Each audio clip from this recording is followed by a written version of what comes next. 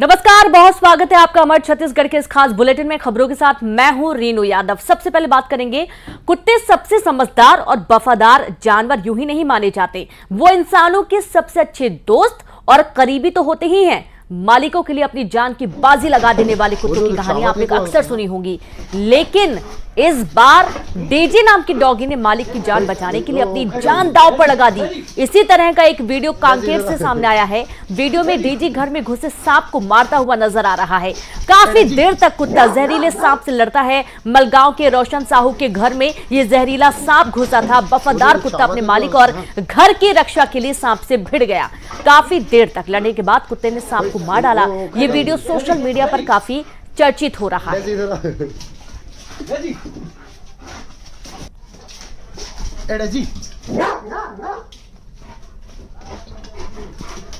तो देखिए किस तरीके से सांप से लड़ता हुआ डीजे नजर आया और ये सांप घर में घुस गया था। और इसी बीच जैसे ही इस डीजे की नजर पड़ी उस पर, उसने हमला करना शुरू कर दिया और आखिरकार काफी देर तक चली दोनों पक्षों के बीच में लड़ाई के दौरान डीजे ने सांप को मार दिया। अपनी जान दांव पर लगा दी इस डीजे ने। और देखिए, आपने अक्सर जो कुत्ते होते हैं इसे यूं ही वफादार नहीं कहा जाता है। इनकी न जाने अनगिनत ऐसी कहानियां होंगी जिनसे ये साबित हुआ है कि कुत्ते अपने मालिक के लिए कितने वफादार होते हैं। तो अपनी जान दांव पर खेलकर डीजे ने जान की बाजी लगाकर इस सांप को मार दिया।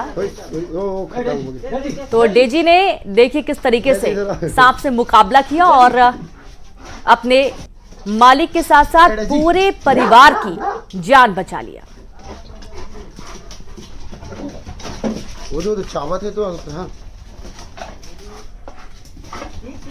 तो गजब की वफादारी का ये वीडियो अब सोशल मीडिया पर काफी वायरल हो रहा है। कांकेर का पूरा मामला है, जिस तरीके से डेजी ने अपनी जान से खेलकर इस सांप से भिड़ गया और उसे ये साफ जाहिर हो रहा है कि परिवार की सुरक्षा के प्रति वो कितना सतर्क है, कितना सजग है। जैसे उसने इस जहरीले सांप को देखा अपने घर के आसपास, उसने तुरंत इस पर हमला करना शुरू कर दिया। सांप भागता हुआ नजर आ रहा है, लेकिन डेजी उसे जाने नहीं दे रहा और उसे मार दिया। कांकेर जिले में भालू का भी आतंक लगातार देखा जा रहा है। भालू खाने की तलाश में लोगों के घर में घुसने की कोशिश कर रहे हैं। रोशन साहू नाम के एक व्यक्ति के घर में भालू घुस गया और रोशन साहू ने दूर से भालू को भगाने की कोशिश की और इस पर भालू ने उनके ऊपर हमला करने के लिए तेजी से दौड़ा। इससे पहले कि भालू घर के अंदर घुस पाता, रोशन साहू के पालतू कुत्ते ने बहादुरी से भालू को दूर तक खदेड़ दिया। भालू ने भी पालतू कुत्ते पर हमला करने की कोशिश की, लेकिन डेजी ने भालू का बहादुरी से सामना किया और उसे खदेड़ने में सफल रहा। रोशन साहू के बहादुर कुत्ते ने घर से करीब 50 मीटर की दूर तक भालू को खदेड़ा और रोशन साहू के पालतू कुत्ते डेजी की बहादुरी की वीडियो सोशल मीडिया पर अब जमकर वायरल हो रहे हैं। तो डेजी से जुड़ी ये दो जानकारी आप देखिए और ये जो वीडियो है ये भी सोशल मीडिया पर वायरल हो रहे हैं। अब चूंकि इस डेजी ने इतने बहादुरी के काम किए, आप देखिए किस तरीके से जंगली भालू घुस गया घर में, दस्तक उसने देने की कोशिश की खाने पीने की तलाश में, लेकिन वफादार डेजी ने इसे भी यहां से भगा दिया। और चलिए अब कुछ और अहम खबरों का हम जिक्र करेंगे। बात करेंगे दुर्ग में डायरिया का प्रकोप लगातार जारी है। डायरिया फैलता ही जा रहा है। डायरिया के 2 नए मरीज मिले हैं। मरीजों की कुल संख्या 53 हो चुकी है। बोड़े गांव में फैला है डायरिया। गांव में लगातार मरीज मिल रहे हैं और यहाँ पर कैंप भी लगाया गया। स्वास्थ्य विभाग अलर्ट, लोगों को जागरूक करने के लिए शिविर भी लगाए गए हैं। लोगों के स्वास्थ्य का परीक्षण भी किया जा रहा है। बावजूद इसके डायरिया का जो प्रकोप है वो बढ़ता जा रहा है। अब दुर्ग चूंकि गर्मी के मौसम में पानी की किल्लत होती है और कई बार ये देखा जाता है कि जो नाले होते हैं उनके बीच से पानी की पाइपलाइन निकलती है, जो पहले भी जानकारी निकलकर सामने आई है। उनमें से कुछ पाइपलाइन फूट जाती हैं, गर्मी की वजह से कुछ पाइप्स फूट जाती है, ऐसा भी कहा जाता है। और उनमें से गंदा पानी लोगों के घरों तक जाता है, जिस वजह से डायरिया जैसी बीमारी फैलने लगती है। ऐसे ही कुछ मामला पहले भी सामने आया था, जांच की गई तो उसमें यही तथ्य सामने आए थे और एक बार फिर से आप देखेंगे जब दुर्ग में डायरिया का प्रकोप बना हुआ है और इलाके में पानी की किल्लत तो है ही, साथ ही दूषित पानी पीने के चलते अब लोगों के स्वास्थ्य में खिलवाड़ हो रहा है, क्योंकि दूषित कई बार शिकायत की गई है, प्रदर्शन किया गया है, उसके बावजूद शुद्ध पानी की व्यवस्था नहीं की गई। यहाँ पर टीम भी पहुंची थी जांच करने के लिए, जिन्होंने जांचा और उनको ये समझ में आया कि पानी की जो पाइपलाइन है वो कहीं ना कहीं फूट गई है और इसकी वजह से गंदा पानी लोगों के घरों तक पहुंच रहा है। बावजूद उसके कोई सुधार नहीं, 2 और नए मामले डायरिया के सामने आए हैं।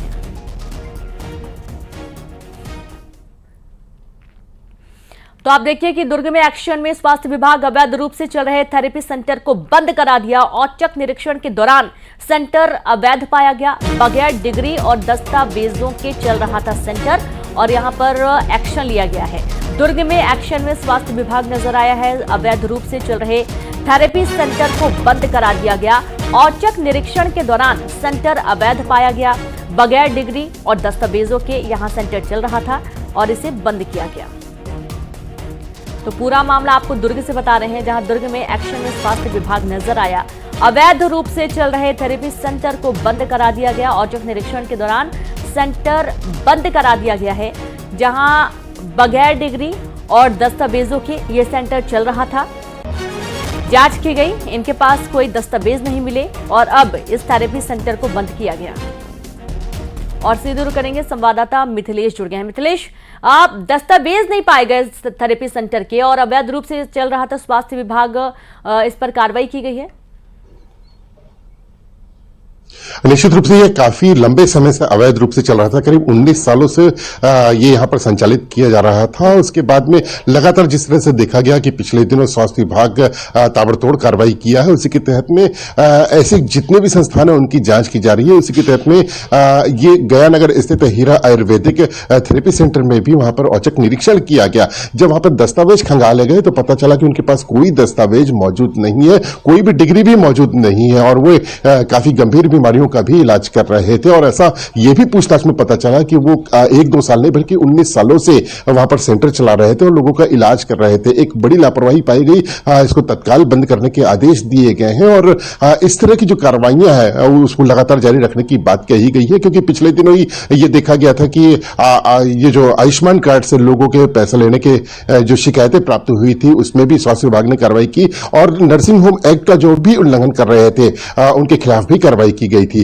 तो इस तरह से लगातार कार्रवाई की जा रही है और स्वास्थ्य विभाग का यही कहना है कि जो भी इस तरह की लापरवाही बरत रहा है उनके खिलाफ इसी तरह से सख्त कार्रवाई की जाएगी।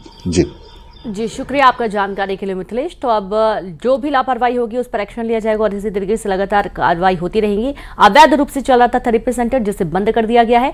छत्तीसगढ़ में आज भी बारिश की संभावना बनी हुई है। कुछ जगहों पर अंधड़ और बारिश की संभावना व्यक्त की गई है। गरज चमक के साथ छींटे पड़ने की संभावना, 2 दिन बाद पारा चढ़ने की आशंका व्यक्त की गई है। 2 से 3 डिग्री बढ़ सकता है तापमान और आप ये देखिए कि इलाके में 40 डिग्री के पार ही जो तापमान है वो दर्ज किया गया है। आज भी बारिश की संभावना व्यक्त की गई है, चूंकि इलाके में बादल छाए हुए हैं। कुछ जगहों पर अंधड़ और बारिश की संभावना है। गरज चमक के साथ छींटे पड़ने की भी आशंका व्यक्त की गई। 2 दिन बाद पारा चढ़ने की संभावना, 2 से 3 डिग्री तक बढ़ सकता है तापमान। बड़ी खबर आपको दे रहे हैं, जहां छत्तीसगढ़ में आज भी बारिश जैसे हालात बन रहे हैं। तो इलाके में लोगों को इससे गर्मी से जरूर बहुत राहत मिलने वाली है, क्योंकि जिस तरीके की गर्मी पड़ रही है, प्रचंड गर्मी से लोगों का घर से बाहर निकलना मुश्किल हो रहा है और बहुत ही जरूरी कामों के चलते ही लोग घर से बाहर निकल रहे हैं। अब चूंकि बारिश भीषण गर्मी भीषण पड़ने वाली है और इसमें बारिश की बूंदें कुछ राहत देंगी।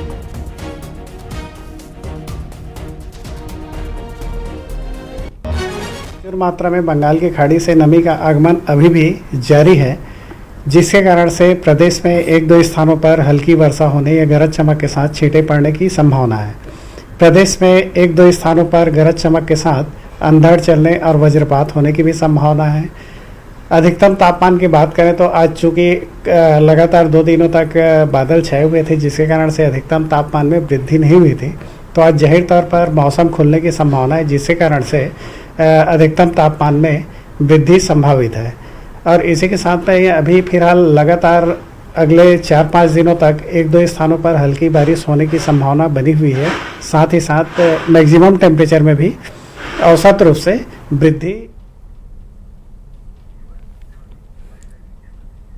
और संवाददाता युगल तिवारी जुड़ गए। युगल, छत्तीसगढ़ में बारिश के आसार नजर आ रहे हैं, चूंकि गर्मी बहुत ज्यादा और जाहिर सी बात है इससे लोगों को बहुत बड़ी राहत मिलेगी।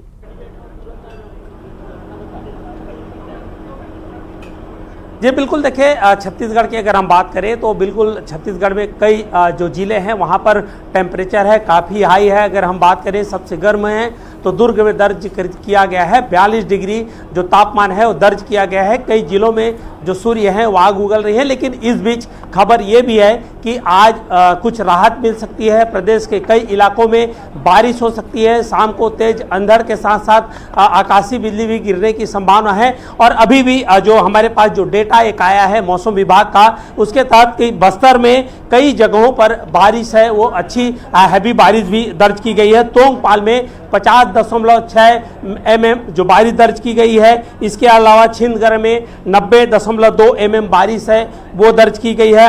गादीरास में 32.7 mm बारिश हुई है। सुकमा में 130.3 और कोंटा में 29.8 mm बारिश है वो दर्ज की गई है। तो ये है कि दक्षिण से क्योंकि नमी युक्त हवा है वो लगातार छत्तीसगढ़ में आ रही है, तो ऐसे में यहाँ के जो मौसम है उसके तापमान में गिरावट जरूर आई है। ह्यूमिडिटी है, उमस काफी ज्यादा है। और अभी हम राजधानी रायपुर की बात करें तो राजधानी रायपुर में भी काफी तेज गर्मी हो रही है। एक लोकल सिस्टम भी डेवलप हो रहा है जिसके स्तर पर स्थानीय जो है वहां पर बारिश की संभावना है वो बढ़ रही है, क्योंकि कई जिलों में काफी तापमान है। और ये भी कहा जा सकता है कि मौसम वैज्ञानिकों का ये भी कहना है कि आने वाले समय में जो अधिकतम तापमान में है उसमें वृद्धि हो सकती है। तो छत्तीसगढ़ में अलग अलग तरह के मौसम है वो देखे जा रहे हैं। दक्षिण छत्तीसगढ़ में अभी फिलहाल बारिश और इस तरह की जो बदली की संभावना है, उत्तर छत्तीसगढ़ में इस तरह के भी आसार हैं वो हो सकते हैं। छत्तीसगढ़ में क्लाइमेट है वो बदल रहा है, लेकिन गर्मी से राहत है कई जिलों में नहीं मिल पा रही है। जैसे दुर्ग है, रायपुर है, कभी कभी बदली जरूर आ जाती है, लेकिन बदली के बाद काफ़ी जो तेज धूप है उससे लोगों को फिलहाल अभी राहत नहीं मिल पा रही है। जी बिल्कुल, बहुत शुक्रिया आपका युगल तमाम जानकारी के लिए। तो जाहिर सी बात है कि जिस तरीके से तेज धूप पड़ रही है उसके बाद बारिश होगी तो लोगों को इससे बहुत बड़ी राहत मिलने वाली है। और मौसम विभाग का कहना है कि कई इलाकों में अंधड़ और तेज बारिश के आसार बन रहे हैं। अगली खबर का रुख करेंगे जहां मुख्यमंत्री विष्णुदेव साय ने प्रियंका गांधी समेत कांग्रेस पार्टी पर निशाना साधा। साय ने कहा कि कांग्रेस को 70 सालों से झूठ बोलने की बीमारी है, इतनी आसानी से नहीं जाएगी। सीएम साय ने राशन पर डाका डाले के कांग्रेस के आरोपों पर पलटवार किया। सोशल मीडिया प्लेटफॉर्म एक्स पर सीएम साय ने प्रियंका गांधी से पूछा कि आपकी कांग्रेस सरकार के छत्तीसगढ़ में किए गए 5000 करोड़ के चावल घोटाले पर भी 2 शब्द कहते। हर बार छत्तीसगढ़ कांग्रेस के नेता आप लोगों को बुद्धू बना देते हैं। उन्होंने लिखा कि कांग्रेस की तरह हमारी सरकार गरीबों के राशन पर डाका नहीं डाल रही है।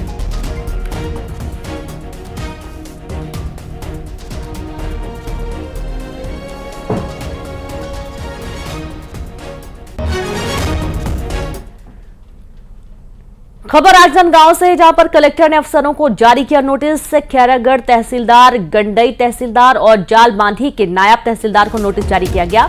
6 राजस्व निरीक्षकों को भी कारण बताओ नोटिस जारी किया गया है। बैठक में अनुपस्थित रहने पर जारी किया है नोटिस। खैरागढ़ कलेक्टर चंद्रकांत वर्मा ने कार्रवाई की। बड़ी खबर आपको दे रहे हैं राजनांदगांव से, जहां पर कलेक्टर ने अफसरों को जारी किया है नोटिस। खैरागढ़ तहसीलदार, गंडई तहसीलदार और जाल बांधी के नायब तहसीलदार को नोटिस जारी किया गया। 6 राजस्व निरीक्षकों को भी कारण बताओ नोटिस जारी किया गया है। बैठक में अनुपस्थित रहने पर जारी किया है नोटिस।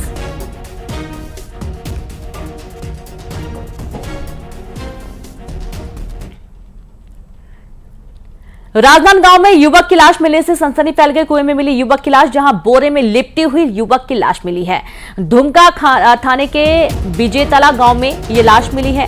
बड़ी खबर राजनांदगांव से, जहां युवक की लाश मिलने से इलाके में सनसनी। कुएं में मिली युवक की लाश, बोरे में लिपटी हुई युवक की लाश मिलने से डर का माहौल। और ये देखिए जहां युवक की लाश यहां पर कैसे पहुंची है, क्या कोई बड़ी वारदात को अंजाम दिया गया। विजेतला गांव में ये लाश मिली है। पुलिस मामले की जांच में जुट गई है।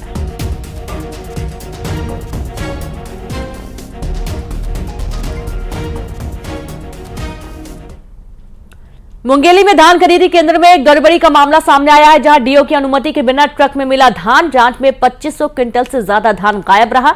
अवैध तरीके से हुआ धान का उठाव। खरीदी केंद्र प्रभारी पर गड़बड़ी का आरोप लगे हैं। बड़ी खबर आपको दे रहे हैं मुंगेली से, जहां धान खरीदी केंद्र में गड़बड़ी का मामला सामने आया।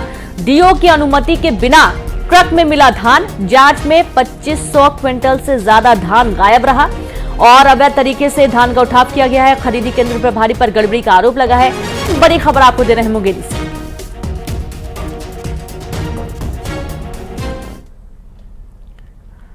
वहीं मनेंद्रगढ़ जिले के भरतपुर नगर पंचायत में वन माफिया का हौसला इस कदर बढ़ा हुआ है कि बगैर परमिशन के निजी जमीन पर लगे 700 पेड़ों को दिन दहाड़े काट कर ली गई। पीड़ित ने बताया कि वो किसी काम से बाहर गया था, घर आकर देखा तो कोई 700 पेड़ काट कर ले गया। आसपास के लोगों ने बताया कि दिन दहाड़े कटाई हो रही थी, इसलिए किसी को शक नहीं हुआ।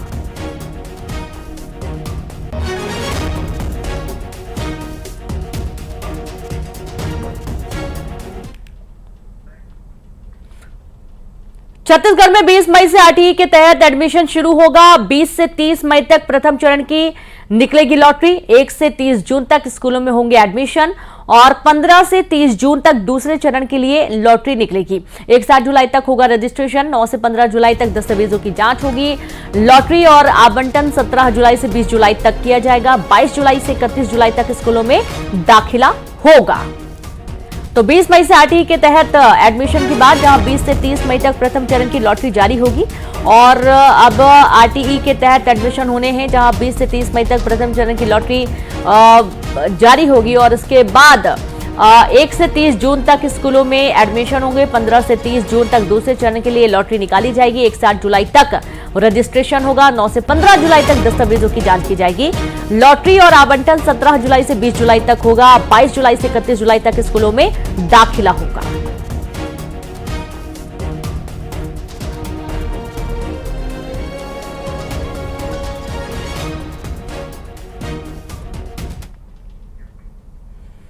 सीएम साय आज भी ओडिशा के तूफानी दौरे पर हैं। सीएम साय आज फिर जाएंगे ओडिशा, जहां बीजेपी प्रत्याशी के पक्ष में चुनाव प्रचार करेंगे। संबलपुर में करेंगे चुनावी सभा, दोपहर में लौटेंगे रायपुर। बड़ी खबर है, जहां सीएम साय आज भी ओडिशा के तूफानी दौरे पर रहने वाले हैं। सीएम साय आज फिर जाएंगे ओडिशा, जहां बीजेपी प्रत्याशी के पक्ष में चुनाव प्रचार करेंगे। संबलपुर में चुनावी सभा करेंगे, दोपहर में लौटेंगे रायपुर।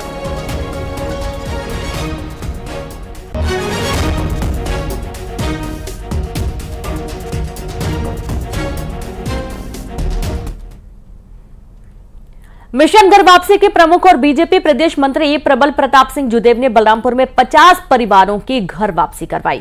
बलरामपुर के कंदरी में ये आयोजन हुआ। कई साल पहले इन लोगों ने सनातन धर्म छोड़कर दूसरा धर्म अपना लिया था। प्रबल प्रताप सिंह जुदेव ने बताया कि उनके पिता स्वर्गीय दिलीप सिंह जुदेव के समय से घर वापसी का अभियान चल रहा है।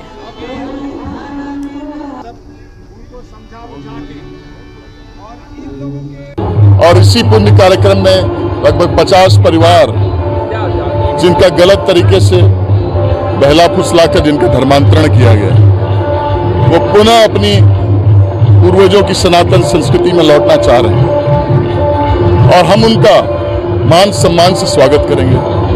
पुनः उनको अपने सनातनी पूर्वजों से जोड़ेंगे, पैर पखार करके उनसे गले मिल करके उनको पुनः हिंदू बनाएंगे। उनकी घर वापसी होगी और हिंदू को जागरूक करना यह मेरे पिताजी के समय से काम हम कर रहे हैं और इस अभियान घर वापसी अभियान को हम लोग सब मिलकर आगे बढ़ा रहे हैं।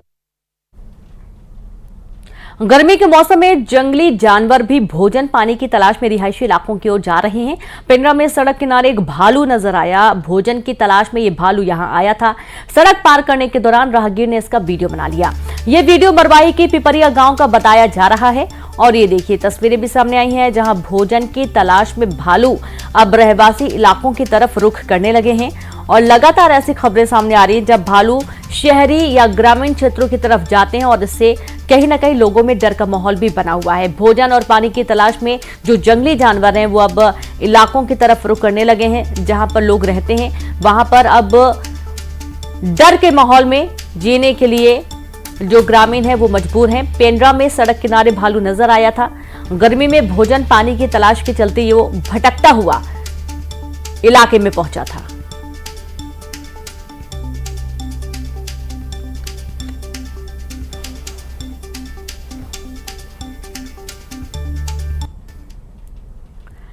सारंगगढ़ में हाथियों की दहशत बरकरार है। गोमाडा अभ्यारण्य में 26 हाथियों का दल घूम रहा है। फसलों को नुकसान पहुंचा रहे हाथियों के दल का वीडियो भी सामने आया है। अब आप देखेंगे, वन विभाग ने लोगों को सतर्क रहने के लिए निर्देश दे दिए हैं, लेकिन बड़ा सवाल यह है कि जिस तरीके से हाथी इलाके में घूम रहे हैं उससे लोगों की जान पर भी खतरा है। ये हाथियों का पूरा दल है जिसमें तकरीबन दर्जन भर हाथी शामिल हैं। दहशत लोगों में बनी हुई है। हाथियों की दहशत। गुमाडा अभ्यारण्य में 26 हाथियों का दल घूम रहा है। फसलों को नुकसान भी पहुंचा रहा है। एक तरफ ग्रामीणों की फसलों को तो नुकसान होता ही है, साथ ही उनकी जान माल को भी नुकसान होता है। कई बार हाथी उनके घर में भी दस्तक देते हैं। घर में रखा अनाज सब चट्टे कर जाते हैं, घरों को तोड़ देते हैं, लोगों पर हमला कर देते हैं और कई बार ऐसी खबरें सामने आ चुकी हैं। हालांकि वन विभाग ने इन्हें खदेड़ने के लिए कई प्लान बनाए, लेकिन उसके बावजूद हाथी इलाके में घूम रहे हैं। सतर्क रहने के लिए वन विभाग ने लोगों को कहा है।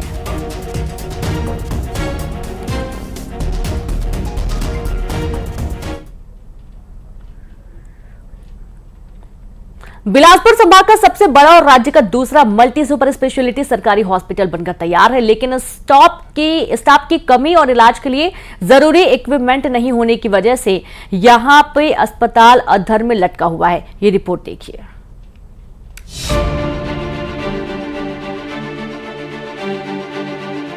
यह है छत्तीसगढ़ का दूसरा सबसे बड़ा सुपर स्पेशलिटी हॉस्पिटल।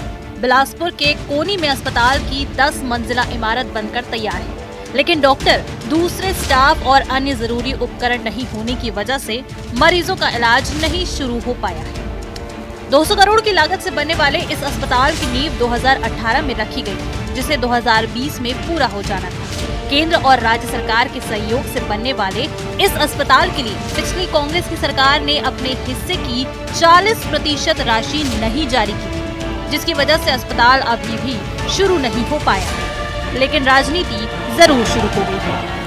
वहाँ पर कर्मचारियों की भर्ती है, वहाँ जो डॉक्टर्स का अपॉइंटमेंट है, वहाँ पर जो मशीनें आनी हैं, वहाँ पर जो इक्विपमेंट्स, मेडिकल इक्विपमेंट्स आने हैं, उसकी समुचित व्यवस्था करके उसको जल्दी से जल्दी शुरू किया जाना चाहिए। और इसको युद्ध स्तर पे जब काम करेंगे तभी वो शुरू हो पाएगा, मुझे ऐसा लगता है। पर मुझे ऐसा लग रहा है कि अभी भारतीय जनता पार्टी को 6 महीने सरकार में आए हो गए, पर वो अभी तक विकास के मूड में नहीं आई है। माननीय विधायक धर्मजीत सिंह जी, तखतपुर के विधायक, स्वास्थ्य मंत्री जी को लेकर आए थे, जायसवाल जी को, और उन्होंने निरीक्षण किया था और निर्देश भी दिया है कि हॉस्पिटल का निर्माण जल्द से जल्द पूरा किया जाए और साजो सामान जो है, ताकि मरीजों को इसका लाभ मिले, ये जल्द से जल्द पूरा किया जाए। और इस हॉस्पिटल में हमको ऐसा उम्मीद है कि बहुत जल्द पूरा हो जाएगा। अस्पताल में इंफ्रास्ट्रक्चर का कुछ काम अभी अधूरा है। 55 में से 25 जांच मशीनें अभी तक नहीं मिली, जिसकी वजह से इंस्टॉलेशन का काम रुका है। अधिकारियों की माने तो ओपीडी शुरू करने के लिए फर्नीचर नहीं लगा है। स्टाफ की भर्ती प्रक्रिया भी शुरू नहीं हो पाई है। ये देखिए, वहाँ पे जो इंफ्रास्ट्रक्चर के साथ साथ HR की जरूरत होती है, ह्यूमन रिसोर्सेज, जिसमें वार्ड बॉय, नर्सेस, पूरे स्टाफ जो चाहिए। हमने डॉक्टर्स के स्टाफ तो भर लिए हैं कम से कम 75%, परंतु जब तक सामान नहीं लगेगा, एडमिन फर्नीचर नहीं आएंगे और हॉस्पिटल फर्नीचर नहीं आएंगे, तो चालू करना अभी मुश्किल है। मेरे को लगता है इसमें 2-3 महीने और लगेंगे। ये बिलासपुर के लिए बहुत ही अति आवश्यक है। ग्रामीण क्षेत्रों की जनता जो आती है, गरीब जनता, मध्यम वर्गीय परिवार जनता, जो इलाज कराने में असमर्थ रहती है प्राइवेट हॉस्पिटलों में, उनके लिए ये वरदान साबित होगा। और निश्चित ही ये मुझे ऐसा लगता है कि ये शीघ्र से शीघ्र प्रारंभ हो जाएगा। 240 बेड वाले इस हाईटेक सरकारी अस्पताल में सबसे पहले 6 विभाग शुरू होंगे। इनमें nephrology, urology, cardiology, CTVS, neurology और न्यूरो सर्जरी शामिल है। इस अस्पताल के शुरू हो जाने से यहाँ के गरीब परिवारों को बड़ी राहत मिलेगी। बिलासपुर से न्यूज़ 18 के लिए उमेश मौर्य के साथ ब्यूरो रिपोर्ट। और इसी